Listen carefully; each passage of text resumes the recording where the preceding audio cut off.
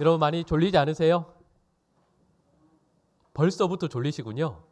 우리 옆에 계신 분들과 환하게 웃으면서 인사할까요? 졸면 죽는데요. 인사합시다. 인사는 안 하시. 여러분 워낙 이 시간이 아주 졸리고 힘든 시간입니다. 그죠? 또 오전부터 또 오셔서 예배 드리신 분들 계시고 또 우리 청년분들도 원래는 1시에 또 늘 예배 드리시다가 또 오후 3시에 또 연합으로 해서 함께 예배 드리게 되었는데요. 여러분 이 안에 우리 모든 성도들과 우리 특별히 청년들에게 하나님께서 새 힘과 능력 공급해 주시기를 간절히 축복합니다. 여러분 오늘 본 말씀을 살펴보면서 저희가 보통은 성장이라는 말을 참 좋아해요. 그래서 저희가 목회학 한 분야 중에서 배우는 부분에서도 교회 성장학이라는 게 있습니다. 이게 중요하거든요. 그런데 실은 이 성장이라는 말과 부흥은 좀 다른 개념이죠. 그냥 쉽게 말씀을 드리면 여러분 이단은 부흥할 수 있을까요? 없을까요? 그죠? 이단은 부흥이라는 말을 쓰면 안 되는 겁니다. 이단도 성장을 할 수 있죠. 근데 대신 성경적으로 볼 때 이단은 부흥이라는 말을 쓰는 건 아닙니다. 그러니까 분명히 부흥과 성장은 다르죠.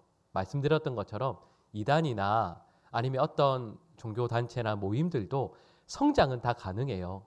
그 수가 늘어날 수 있지 않겠습니까? 근데 여러분 여기에다가 저희가 부흥이라는 말을 쓰진 않습니다.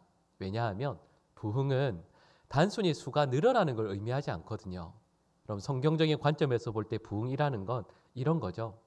한 사람의 내면에 그의 삶에 하나님께서 임재하세요.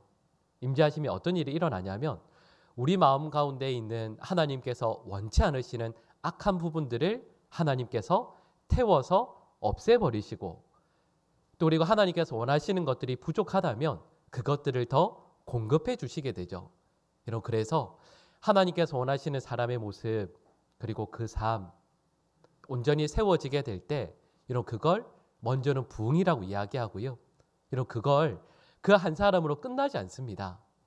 한 개인이 한 성도가 말씀과 은혜 가운데 바르게 서서 그 영이 부흥하게 되면 곁에 있는 부족한 이들도 나도 저분처럼 예수 그리스도를 믿고 헌신하겠다라는 일이 일어나게 돼요. 그래서 그 불길이 옆에 있는 사람들에게까지 점점 퍼져나가죠. 그걸 부흥이라고 이야기하는 겁니다.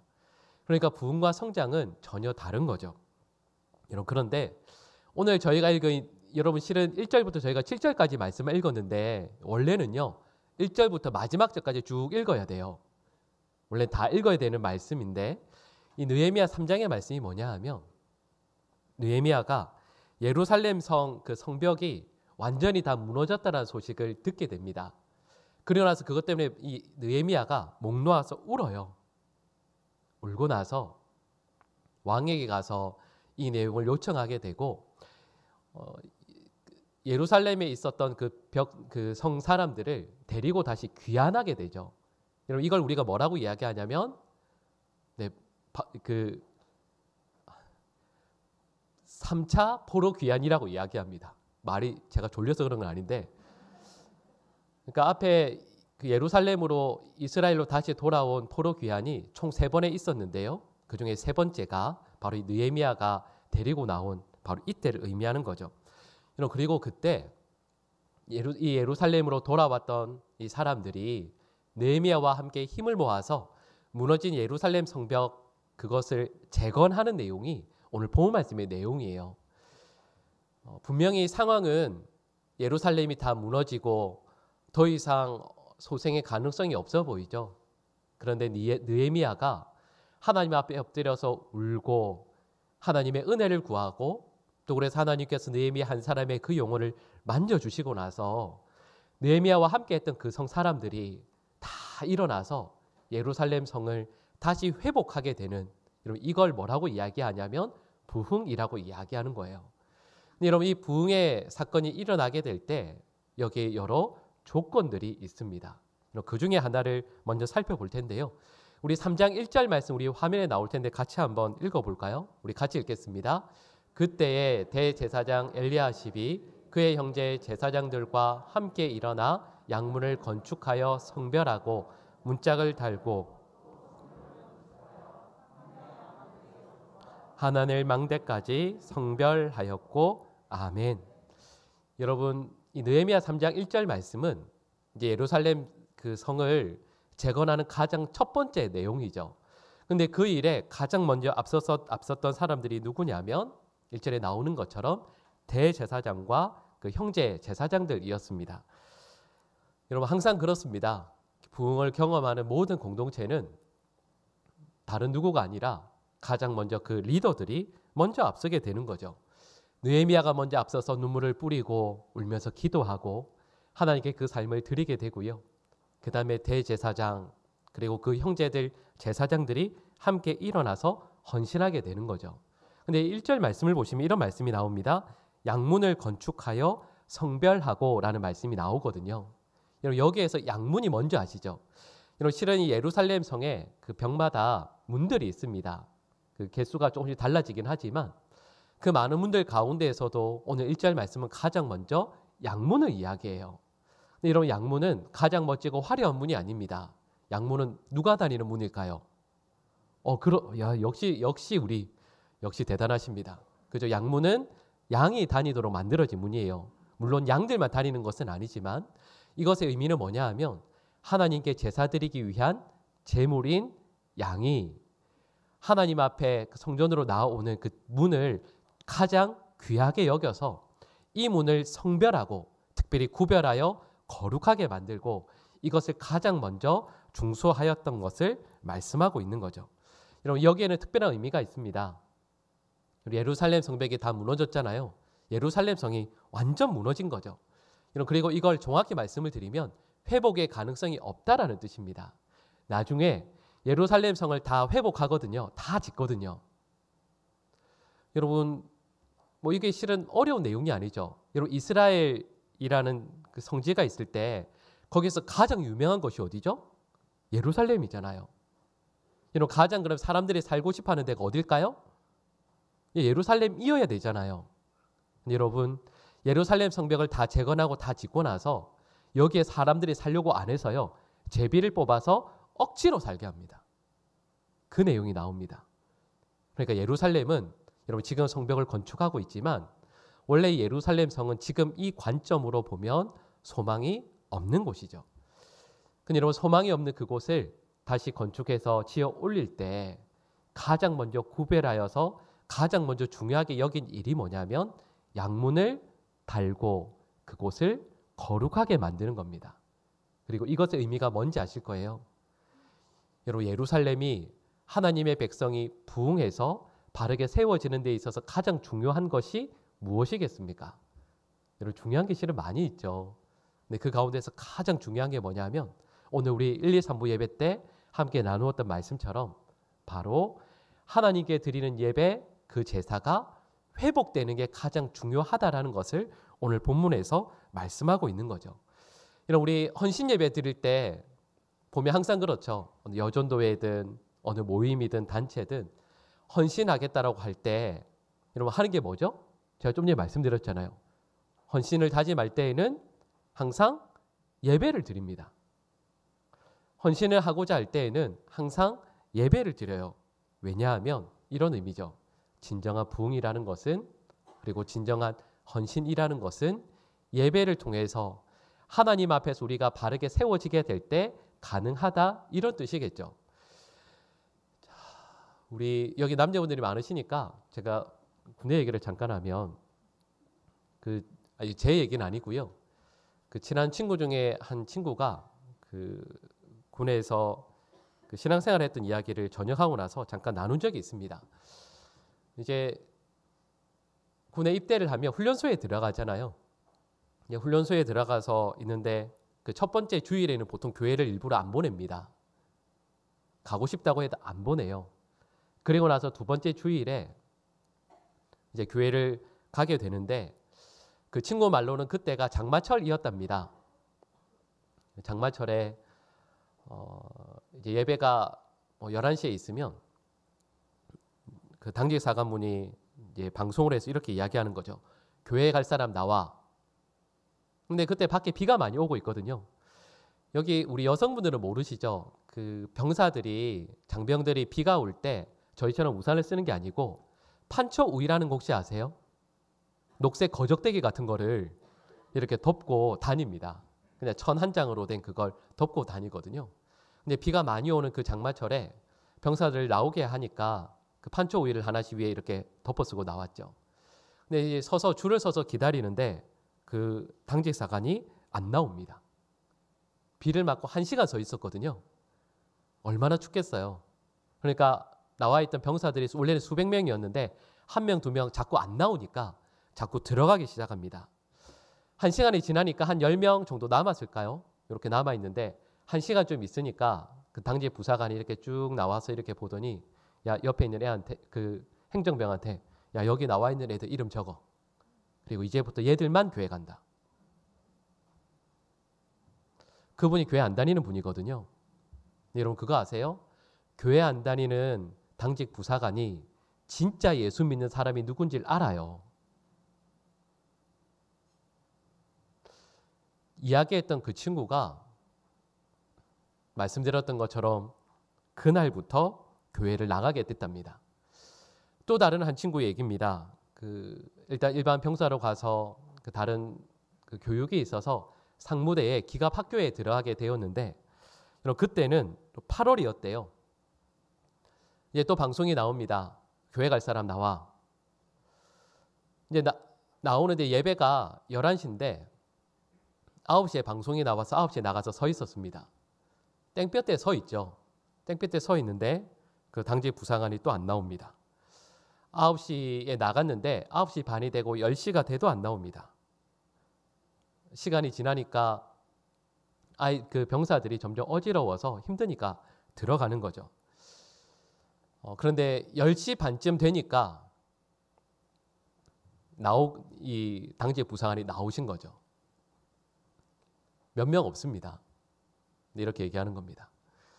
여기 나와 있는 애들 이름 적어. 이제부터 너희들만 교회 간다. 그리고는 교회가 영 외에 있었거든요. 근데 여기서부터 저기까지 이제 뛰어가기 시작하는 겁니다. 뛰어가니까 예배가 거의 끝나가지고요. 왜 축도 전에 마지막 찬양하잖아요. 근데 찬양을 하는데 보통 때는 그 친구 말로는 이렇게 얘기하는 거죠. 보통 때는 4절까지 있는 찬양을 하더니 그날은 2절까지만 있는 찬양을 하는 거죠. 가니까 1절 하고 있는데 들어갔습니다. 가서 모자를 벗고 서서 숨을 헐떡이는데 그 1절, 2절 찬양을 할 수가 없는 거죠. 숨이 너무 차서. 그러면서 앞에서 목사님께서 마지막으로 구모 목사님이 축도를 하시는데 축도 받는 그때 얼마나 많이 울었는지 모른다고. 근데 그때 그 친구가 저에게 해주었던 얘기가 그거였습니다. 평생에 드린 예배 가운데 그때가 가장 나의 마음이 하나님 앞에서 가장 많이 울고 가장 많이 은혜를 받은 예배였다고요. 그리고 제가 이 말씀을 드린 이유를 아실 거예요. 저와 여러분들이 믿음 생활을 하는 데 있어서 가장 중요한 부흥의 출발점은 다른 데 있는 게 아닙니다. 저희가 많은 헌금을 드리고 많은 일을 하고 또 그리고 사람들과의 관계가 좋아지고 여러분 그런 거 너무 소중하죠. 그러나 여러분 오늘 본문 3장 1절 말씀에서 여러분 예루살렘 성벽이 우리로 말하면 원형이지 않겠습니까? 삥 둘러 있겠죠. 네, 거기에서 어느 한 점을 출발점으로 잡아요. 근데 그 출발점을 어디로 하겠습니까? 적들을 방배하는 데 있어서 가장 중요한 문일 수도 있고요. 가장 아름다운 문일 수도 있고 가장 많은 사람들이 다니는 길일 수도 있지 않겠습니까? 근데 오늘 본문에서는 그런 게 아니라 하나님께 올려드릴 제물이 오가는 길, 하나님께 드리는 예배를 상징하는 바로 그곳을 이 부흥의 출발점이자 시작점으로 말씀하고 있는 거죠. 그리고 이건 저와 여러분들이 이 한 해를 바르게 살아가기 위한 출발점이 무엇인지를 명확히 알게 됩니다. 그것은 바로 하나님께 올려드리는 우리의 예배가 바르게 세워지는 거죠. 여러분 그리고 이 한 해 우리 모든 청년들과 우리 모든 장년들에게 하나님께서 이 은혜 주시기를 간절히 축복합니다. 이 한 해 동안 우리의 예배가 은혜 가운데 바르게 세워지고요. 예배의 자리에 나올 때마다 하나님께 주시는 감격, 기쁨, 눈물, 감사가 있어서 여러분 바로 이 예배의 자리를 통해서 우리의 심령이 놀랍도록 부흥되어지고 세워지는 귀한 은혜의 시간이 될 수 있기를 간절히 축복합니다. 여러분 이와 함께요. 그 두 번째 내용을 보시면 여러분 아무리 우리가 많은 사역을 감당해도 실은 마음이 나누어지게 되면 부흥을 경험하는 것은 불가능합니다. 여러분 만약에 우리 가정에도 여러분 우리 가정이 잘 되려고 하면 거기서 정말 중요한 게 있죠. 그게 뭐냐 하면 예를 들면 여러분 가정에 만약에 그 해에 수입이 많이 들어오고 좋은 일들이 아무리 많이 생겨도 아이들이 집에 왔을 때 엄마와 아빠가 매일 싸우는 걸 본다면 그 가정이 어찌 부흥할 수 있겠습니까? 그러니까 부흥이라는 건 그 공동체에 있는 모든 이들이 한 마음과 한 뜻이 되어야 한다라는 거겠죠. 여러분 오늘 본문 말씀은 아니지만요. 느헤미야 2장 17절과 18절 말씀이 있는데 우리 같이 한번 화면에 나오는데 읽어볼까요? 좀 길지만 같이 읽겠습니다. 후에 그들에게 이르기를 우리가 당한 공경은 너희도 보고 있는 바라.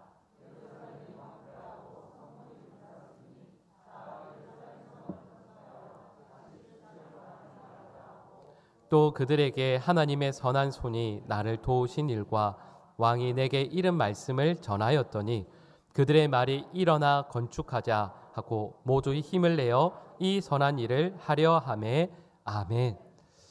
여러분 이 말씀은 이런 내용이에요. 느헤미야가 예루살렘 성에 있는 이곳에 이스라엘의 지도자들에게 말씀을 전하는 겁니다.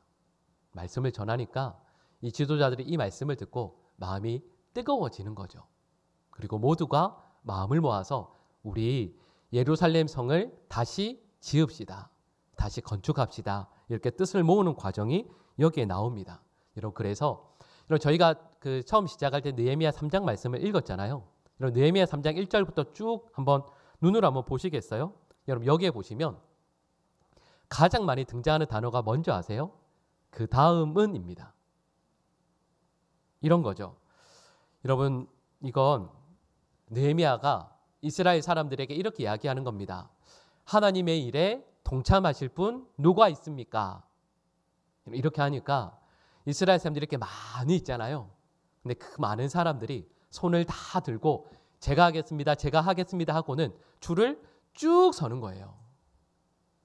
거기에서 느헤미야가 한 사람 한 사람 바라보면서 명단을 이야기하는 겁니다.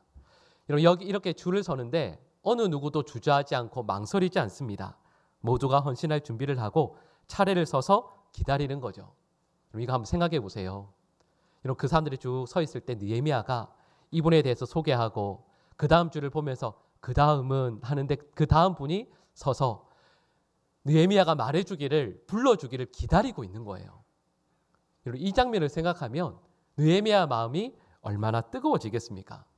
근데 여기에는 실은 좋은 조건만 있는 게 아니에요. 여러 가지 조건들이 이제 예를 들면 여기에 멀리서 온 사람들도 있었습니다. 예를 들면 여러분 화면에 나오지 않지만 제가 말씀드리면 2절 말씀을 보시면 여리고성 사람들이 나오거든요. 여리고성 사람들은 예루살렘에서 거리가 직선으로요 27km입니다. 저 멀리 떨어져 있는 여리고성 사람들이 여기까지 달려온 거예요. 이 성 같이 짓겠다고. 매일 오갈 수 없죠. 거리가 너무 머니까. 그런데 저 멀리에서부터 예루살렘 성을 다시 재건하는 그 일에 동참하겠노라고 달려옵니다. 5절과 27절 말씀을 보시면 드고아성 사람들이 나오거든요. 이 사람들도 직선 거리가 17km입니다. 7절 말씀을 보시면 기브온성 사람들이 나오거든요. 이런 기브온 사람들은 원래는 그 여호수아를 속여서 조약을 맺었던 분들입니다. 그러니까 이스라엘의 종이었죠. 근데 주인이 망하지 않았습니까? 그럼 주종 관계는 당연히 끝나는 거죠. 종이 망했으니까, 주인이 망했으니까. 종은 구태여 이 일을 할 필요가 없어요. 근데 이 사람들이 직선 거리가 10km가 되는데 일부러 다시 와서 이 일에 우리도 함께 하겠습니다라고 이야기합니다. 13절 보시면 산호아 사람들이 나오는데요. 이 사람들도 예루살렘의 동남쪽으로 16km 정도 거리가 되는 곳에서 달려왔습니다. 그러니까 제가 말씀드린 내용을 아시겠죠? 예루살렘에서 거리가 먼 데서 많이 왔다고요. 이 사람들이 모두가 마음을 모읍니다. 그리고 여기에서 함께 마음을 모으는 사람들 중에서 우리가 말하는 좋은 사람만 있는 게 아니에요. 11절 말씀을 보시면 말기야라는 분이 나오거든요. 여러분, 이 사람은 에스라 10장 31절 말씀을 보시면 여호와의 말씀을 어기고 하나님 앞에서 큰 벌을 받았던, 우리로 말하면 범죄자입니다. 우리 알잖아요. 여기는 범죄자는 없으시죠? 근데 만약에요, 우리 이렇게 예배 드릴 때 가운데 어디 한 군데에 정과 몇 범이 앉아 계시면 말 안 하지만 알죠. 근데 말씀드렸던 이 말기야 사람들은 말씀드렸던 것처럼 그걸 알아요. 근데 와서 함께 동참해요. 이뿐만 아닙니다. 여기서 함께하는 사람들 중에서 권력자들도 있습니다. 여러분, 느헤미야 3장 9절 말씀인데요. 우리 화면에 나올 텐데 같이 한번 읽어볼까요? 같이 읽겠습니다. 그 다음은 예루살렘 지방의 절반을 다스리는 후르의 아들 르바야가 중수하였고, 아멘. 여러분, 이 르바야는 예루살렘 지방의 절반을 다스리는 권력자의 아들입니다.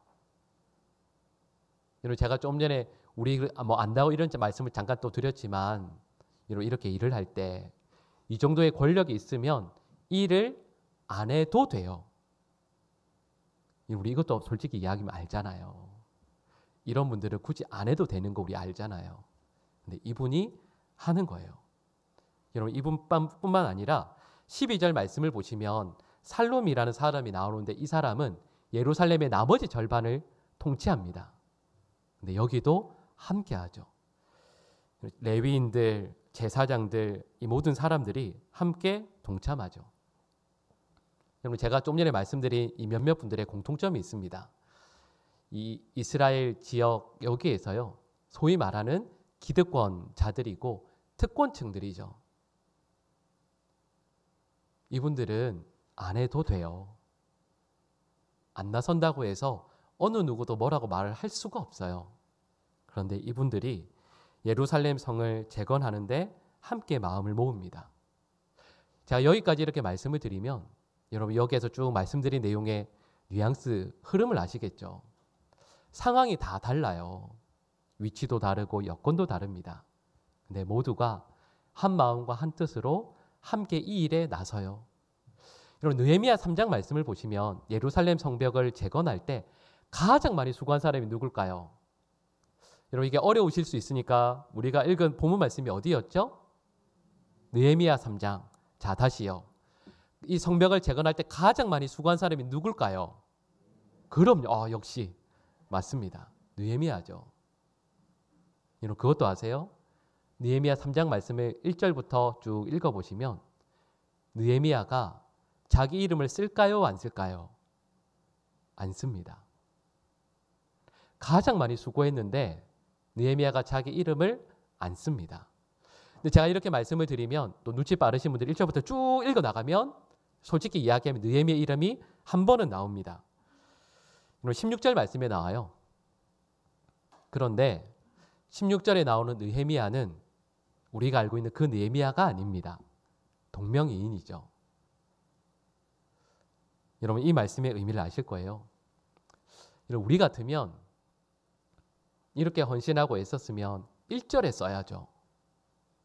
모든 일을 감독하고 가장 많이 자지 못하고 가장 많이 수고한 사람은 바로 나 느헤미야라고 써야죠.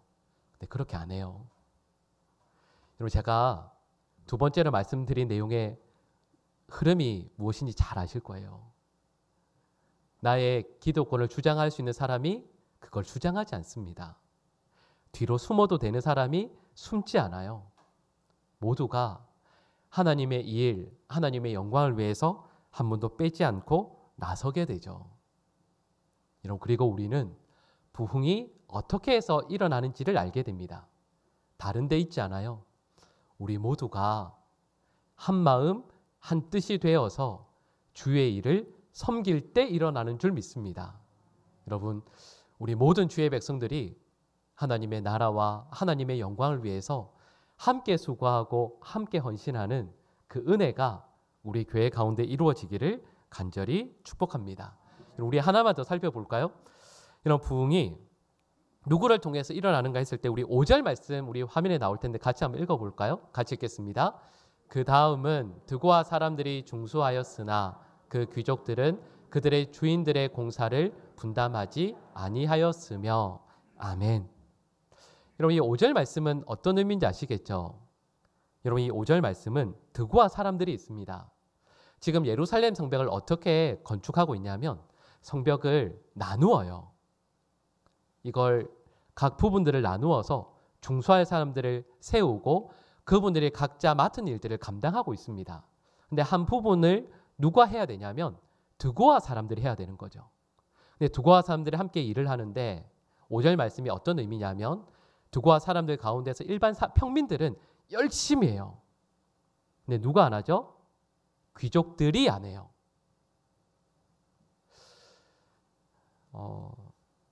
그 목사님들이 그런 말씀하시잖아요. 여러분, 신앙생활 할 때 가장 무서운 게 뭔지 아세요? 어떤 목사님은 그렇게 얘기하시더라고요. 그 주기도문에서 시험에 들게 하지 마시고를 100%는 아니지만 어떤 목사님의 말씀으로는 그거의 90%는 우리가 생각하는 그런 시험이 아니라 삐지는 걸 의미한다. 그러니까 주기도문의 내용은 삐지지 않게 하시고 이 말씀이라고 해석하는 분도 계세요. 자, 여러분 다시요. 신앙생활 할 때 우리를 제일 힘들게 하는 게 뭐죠? 삐지는 거예요. 정확히 말씀드리면 삐지는 게 대부분 시험의 내용이죠. 근데 여러분 5절 말씀 읽으시면서 혹시 뭔지 아시겠죠? 자, 여러분 생각해 봅시다. 이 일을 감당하는데 해야 될 우리보다 훨씬 더 여건이 좋은 귀족들이 있어요. 해야 되거든요. 안 해요. 그러면 우리 평민들은 어떻게 될까요? 삐지죠. 화가 나죠. 그거 못 견디죠. 그러니까 5절 말씀은 실은 제가 좀 전에 두 번째 내용이 뭐였냐면 한 마음이 되어야 한다라는 것인데 그 공동체의 하나됨을 결정적으로 깰 수 있는 사건입니다. 이게 실은 참 어려운 내용이에요.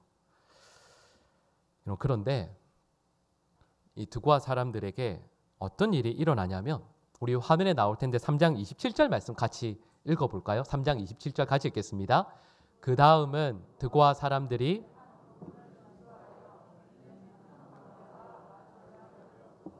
오벨 성벽까지 이르렀느니라. 아멘. 여러분, 제가 우리 이 27절 말씀 읽기 전에 조금 전에 읽었던 말씀이 몇 절이었냐면 5절이었거든요. 5절 말씀이 일어날 때 여러분 이스라엘 백성들 공동체에서 어떤 분위기가 형성될까요? 분명히 맡은 일은 하거든요. 하고 있죠. 근데 주위에 있는 모든 사람들의 마음이 상하기 시작해요. 정확히 말씀드리면 삐지기 시작합니다. 마음이 힘들어지죠. 가장 힘든 분들은 드고아 일반 사람들이죠. 귀족은 훨씬 더 여건이 좋은데 안 하는 거니까요. 근데 그때 27절 말씀에 나오는 것처럼 어떤 일이 일어나냐면 드고아 사람들이 해야 될 일을 다 했거든요. 근데 다시 일어나요. 우리 귀족들이 안 했으니까 우리가 더 한 몫을 더 하겠다고 일어서는 거예요.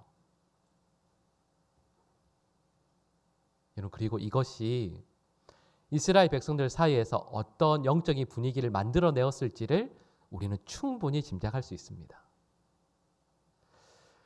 조금 전에 제가 말씀드렸던 것처럼 우리 신앙생활 할 때 삐질 때가 있어요. 언제 삐지냐면 이런 거죠. 열심히 일하는데 옆에 보니까 장로님이 일을 안 해요. 너무 마음이 힘들어요. 열심히 일을 하는데 옆에 보니까 분명히 같은 권사인데 나보다 훨씬 더 여건 좋은 권사님이 안 해요. 마음 상하시죠?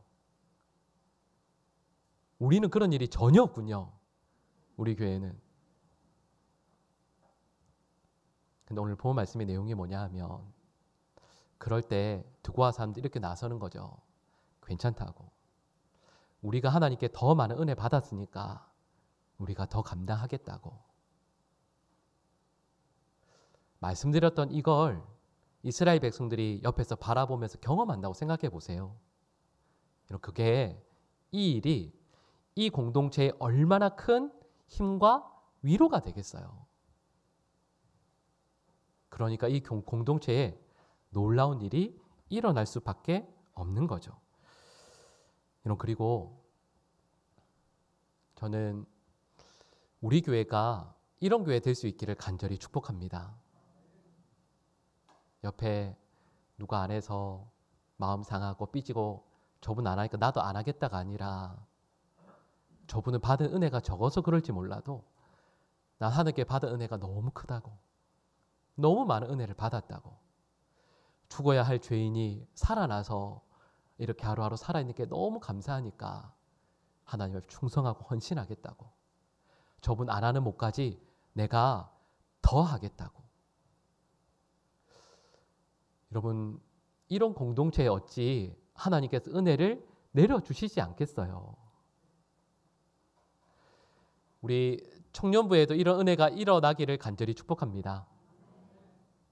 우리 샬롬 찬양대, 또 우리 교회 안에 여러 부서들이 있죠. 시온 찬양대도, 우리 마리아 찬양대도 있고요. 여러 많은 부서들, 위원회들이 있죠. 그런데 어느 곳에서나 말씀드렸던 것처럼 열심히 하시는 분도 있지만 그러지 못한 분도 계세요. 그런데 그때 내가 받은 은혜가 너무 크니까 내가 한 몫 더 하겠다고, 더 열심히 헌신하겠다고, 그렇게 일어서게 되면 하나님께서 그 교회를, 그 공동체를 얼마나 기뻐하시겠습니까? 저는 우리 교회가 말씀드렸던 것처럼 예루살렘 성벽을 다시 재건하던 이스라엘 이 공동체 상황과 크게 다르지 않다고 생각해요. 멀리서 오시는 분들도 계시고 객관적으로 여건으로 보면 힘드신 분들도 너무 많으시죠. 그러나 우리 모두가 함께 한 마음을 모아서 충성하고 헌신할 때 놀라운 일들이 일어나게 될 줄로 믿습니다.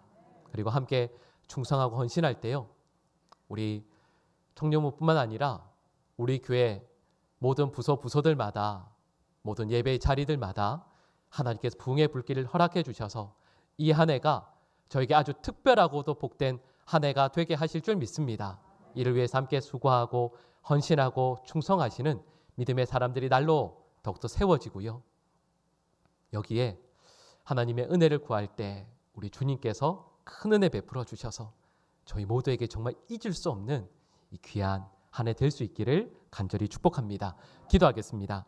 사랑의 하나님, 우리 사랑하는 모든 성도들에게 부흥을 허락하여 주시기를 원합니다. 하나님, 이를 위해서 저희 예배가 회복되어지게 하시고 우리 모든 성도들이 한 마음 한 뜻을 모으게 하여 주시고, 우리에게 주신 은혜가 너무 크니, 너무 많은 것을 받았으니 더 열심히 충성하고 더 열심히 헌신하고 애쓰는 우리 모든 주의 백성들 되게 하여 주시옵소서. 이 모든 간구를 예수님의 이름으로 기도드립니다. 아멘.